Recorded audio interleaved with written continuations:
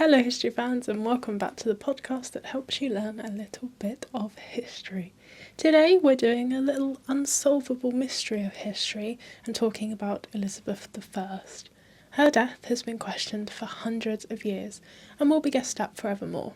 So today I wanted to take a little bit of a deep dive, which I suppose means it's not a deep dive at all, is it? It's a shallow swim in the story of her death.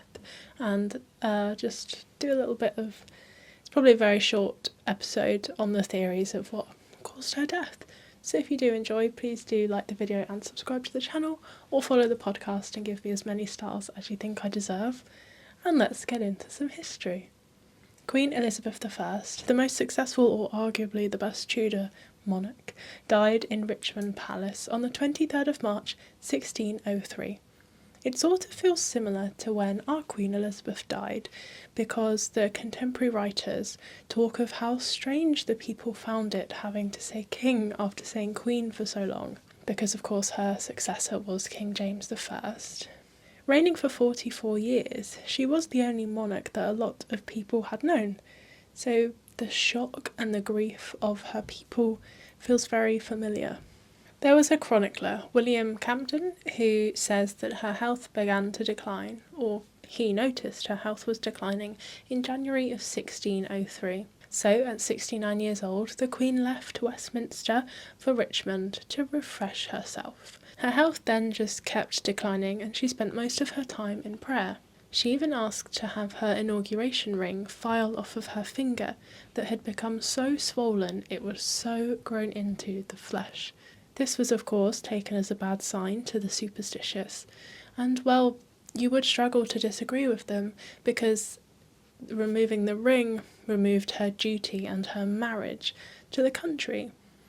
So that whole representation of her leadership is going away, and many took it as her heralding in her death.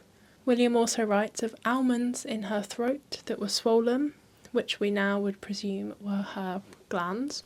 She lost her appetite and she seemed much troubled by a peculiar grief. He suggests melancholia, I think, possibly from pain, or simply because she was just very old for her time, and she'd seen most of the people she loved and was friends with die.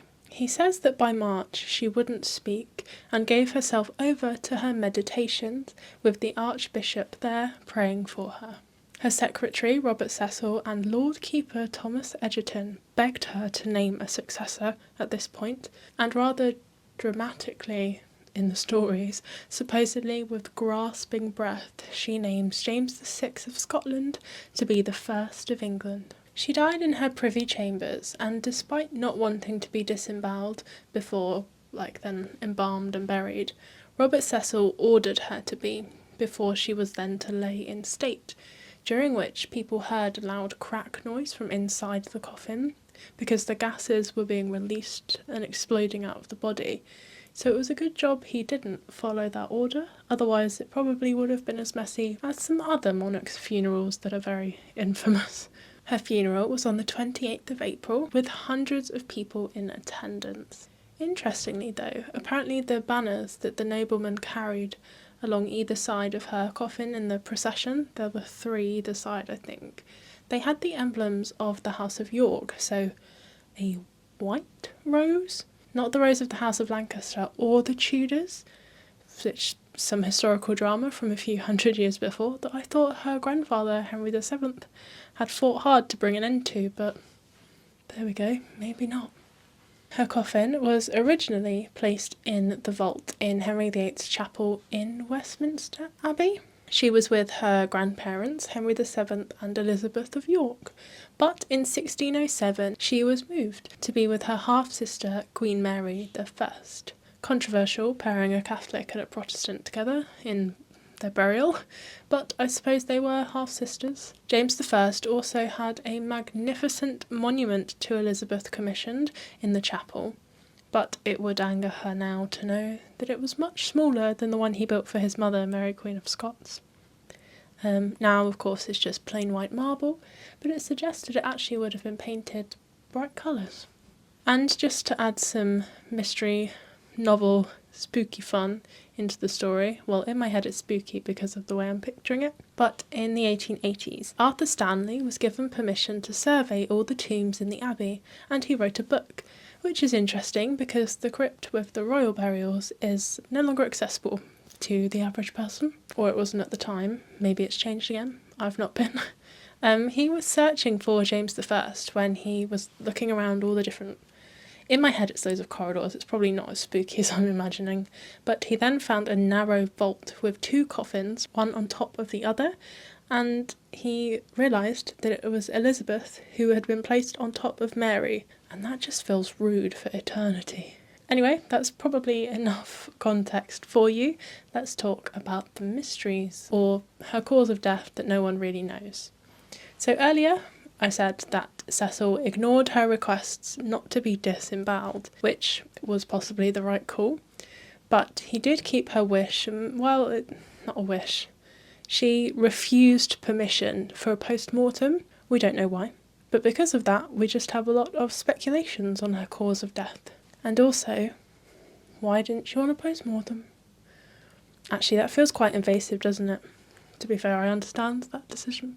The ring being cut off her finger, some say may have led to sepsis that killed her. Some, or most of course though, agree that it was blood poisoning because she wore lead makeup that was 30 years after her death classified as poison. Because of that, she had also lost her hair and her teeth, so it really was just slowly killing and deteriorating her.